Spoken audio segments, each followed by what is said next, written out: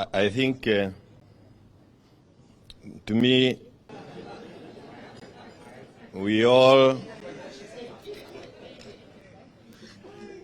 all candidates for Chakahora. At this late, none of us can be able to add a kilo to our weights, because the cost of living is certainly going to be totally beyond the reach of all Kenyans.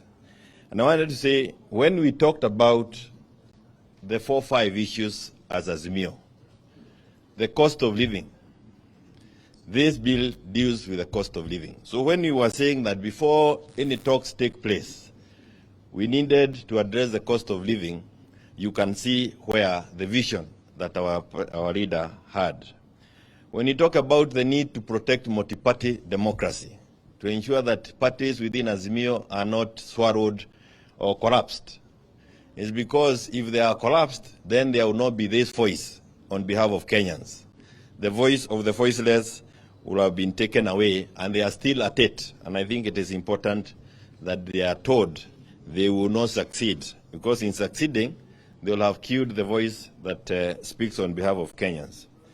You now can see them clearly trying to legalize corruption. When you say that you'll be taking to Parliament the minister to go and justify why he breached the law, and you provide that in an act of Parliament, it's a regime that is not keen on fighting corruption at all.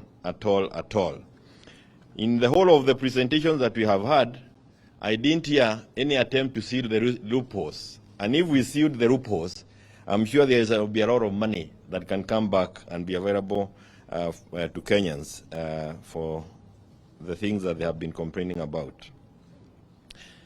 Our party leader, Azimio party leader, has again read us in talking about the need to look at the IBC. The whole process of arriving at leaders.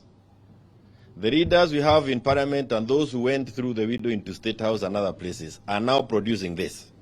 So if our process of electing people is not checked, it will continue producing people who do not care about the welfare of Kenyans.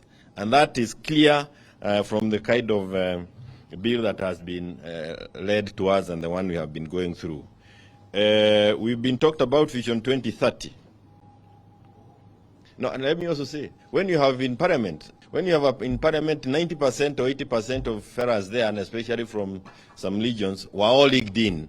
They have no business leading these bills. They will just continue leaguing your lives out of anything useful. And that's what they are doing. Vision 2030, a people without vision. That's what the Bible says. People perish if we move away from this vision. And they have not mentioned the issue of Vision 2030 or even 2063 anywhere. So we are just people galloping in the dark. Haki ya Mungu, tuko kwa shida hapa. And again, as His Excellency has said, the universal health care through the widow, it just evaporated. A short while ago, you'd use your people back in the countryside who are happy with NHIF cards. Today, you produce it and you are chased out of the hospital. My brother is a doctor and he was told, don't retain anybody in hospital, even after any, whatever kind of operation, beyond 4 days. If you retain them beyond 4 days, wewe mwenyewe utalipa. So it's a question of whether you want to undertake these operations is crazy. But there is one more thing that I think we need to focus on. Our Kinara has said it many times, but maybe it has not been, the media has not picked it.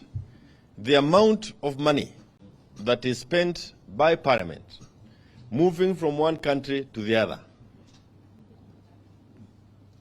it's a lot of money. The speakers, for example, and especially in the Senate, they actually exchange suitcases at the airport.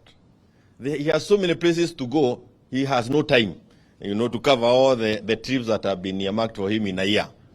If we cannot focus on this also, I think it's something, 41 billion shillings to Parliament compared to the judiciary at 20-something, 22, or something like that, and the housing at 29. There are areas where these characters can focus on and still achieve some of the things they think need to be achieved. Of course, not housing. without taxing the Kenyans.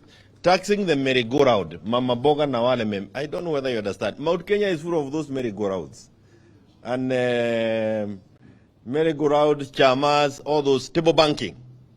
So you introduce table banking so that you can get a mrija kukunywa maziwa ya kina mama jikoni. So this is really taxing people while they are sitting at the fireplace.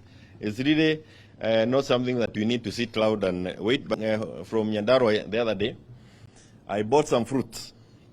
And a lady who was selling fruits to me said, "When nimekuona kwa Azimio, this pineapple, I am buying it for you, for Baba. Take it to Baba and tell Baba, you are our only hope.